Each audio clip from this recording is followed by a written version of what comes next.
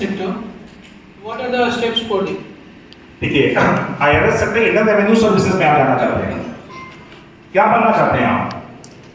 Income tax official, officer बनना चाहते हैं कि इनकम टैक्स कमिश्नर बनना चाहते हैं?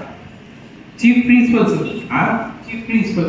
चीफ प्रिंसिपल बनना चाहते हैं, ठीक है। क्योंकि IRS आपने कहा, तो IRS में छोटा जॉब ये जॉब नहीं होता है, इनकम टैक्स ऑफिसर का जॉब नहीं होता है ना? IRS का जॉब जब भी शुरू होता है तो assistant commissioner of income tax से शुरू होता है ना? उसके बाद कमिश्नर ऑफ इनकम टैक्स आप बनते हैं, ठीक है, और उसके बाद आप फाइनेंस सेक्रेटरी ऑफ इंडिया तक पहुंच सकते हैं। ये इस जॉब की सबसे बड़ी खासियत होती है।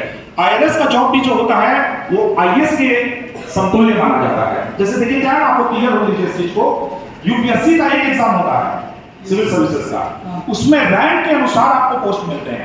जैसा रैंक आपका रहेगा, जैसे टॉप मोस्ट पे आप हैं तो आपको डिप्टी कमिश्नर यानी कि IAS का पोस्ट मिलेगा, इंडियन एडमिनिस्ट्रेटिव सर्विस। आपका उससे कम रैंक है तो आपको IPS का पोस्ट मिलेगा, इंडियन पुलिस सर्विस। आपको उससे भी कम रैंक है तो आपको इंडियन रेवेन्यू सर्विसेज IRS का पोस्ट मिलेगा, है ना? जहां पे आप इनकम टैक्स कस्टम में कमिश्नर के रूप में कार्य करते हैं, है ना? चाहे वो इनकम टैक्स हो, कस्टम हो, GST हो, गुड्स एंड सर्विस टैक्सेस, है ना? इन सब जगह पे आप जाएंगे। और IRS में एक और पोस्ट होता है, आप लोगों को मालूम है कि नहीं, आप जान लें, ED का पोस्ट। ED का नाम सुना आपने? अभी तो इतना चर्चाओं में रहता है, अखबारों में लगातार ED का छापा पड़ा, इस नेता के यहाँ, इस अधिकारी के यहाँ, इस पूंजीपति के यहाँ, इस मंत्री के यहाँ, इस IAS अधिकारी के यहाँ ED का रेट पड़ा, 50 करोड़ रुपए मिले, 100 करोड़ रुपए मिले। ED का काम तो आपको डेली पेपर में पढ़ा होंगे, है ना? तो ED का जो डायरेक्टर बनता है ना, वो भी IRS के थ्रू ही बनता है, इंडियन रेवेन्यू सर्विसेज के थ्रू ही। तो इंडियन रेवेन्यू सर्विसेज के लिए आपको क्या करना होगा? जस्ट जो यूपीएससी की तैयारी करते हैं, बस वही तैयारी में आपको अपने लेवल को ले जाना होगा। यूपीएससी का एग्जाम को क्रैक करके ही आप IRS निकाल सकते हैं। Thank you sir. कानून में काम नहीं दिख रहा है, जो काम करना है।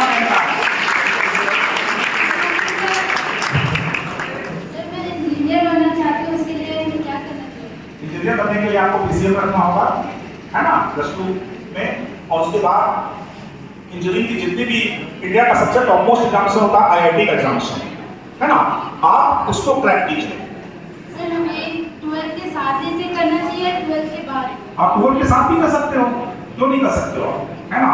और इसमें क्या है कि आप मैथ्स खूब अच्छा बना लो, एकदम परफेक्शन हो मैथ्स में, शॉर्ट पीरियड में बनाने का अपने अंदर में कैपेबिलिटी आप लाइए। कम समय में ज्यादा से ज्यादा मैथ्स कम टाइम टेकिंग में आप बनाने का प्रैक्टिस कीजिए। केमिस्ट्री के जितने भी फॉर्मूलाज हैं, जितने भी सूत्र हैं, उसको आप याद कीजिए। फिजिक्स का जितना न्यूमेरिकल्स पार्ट होता है, उसको आप कमांड कीजिए एकदम अभी से, खूब जबरदस्त रूप से, तो आपको इंजीनियरिंग निकालने में कहीं कोई दिक्कत नहीं होगी। आप IIT क्रैक कर सकते हो एक बार में, लेकिन आपको क्या होगा, अभी से आप अपने आप को छोड़ दो। कौन से क्लास में भी आप हो? 10th में है। 10th आप जैसे एग्जामिनेशन देते हैं, 10th के बाद आप एकदम लग जाइए अभी से, प्रीवियस ईयर का क्वेश्चन को बनाना शुरू कर दीजिए। सब कुछ YouTube पे उपलब्ध है। मैं यहाँ पे एक बात बताना चाहूंगा, बहुत अच्छा इन्होंने क्वेश्चन पूछा है। आपके पास एक एटम बॉम्ब है ना, जिससे आप 2 चीजें कर सकते हैं।